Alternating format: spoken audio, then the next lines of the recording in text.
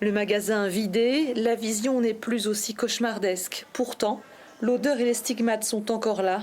Un lavage à grande eau n'a pas suffi à effacer le cuisant souvenir d'un enfer de 2000 mètres carrés.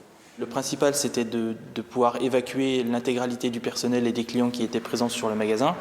Et ensuite, en fait, on ne pense pas au reste. Voilà. Nous, ce dont on a pensé, on s'est dit, il n'y a pas de blessés. Quelques personnes légèrement incommodées par la fumée, mais très peu. Le 31 décembre, l'incendie criminel de la fourrière en sous-sol a bien failli piéger les 300 personnes qui se trouvaient dans le supermarché. 800 degrés sous les pieds et de la fumée partout. Le poumon économique du quartier était asphyxié. 5 mois plus tard, tout au fond de feu la galerie commerciale, la vie reprend résolument. On aura encore une partie d'échantillonnage de produits qui va arriver ce matin à 10h, environ 20 palettes.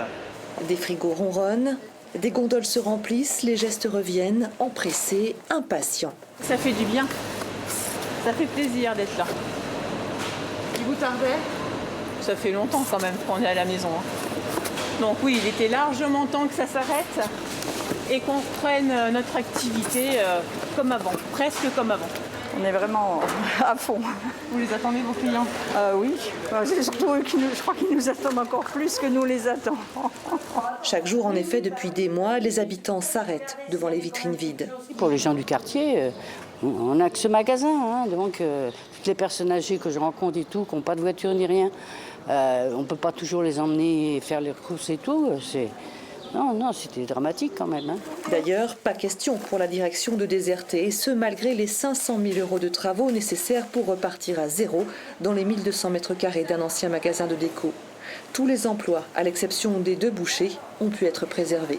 Malheureusement, il a fallu faire des choix et tout ce qui va être rayon métier, boucherie, charcuterie, poisson, on n'a pas pu réinstaller étant donné qu'on n'a pas de chambre froide à disposition et que ça aurait été compliqué de tout mettre en place. Pas question d'abandonner le quartier.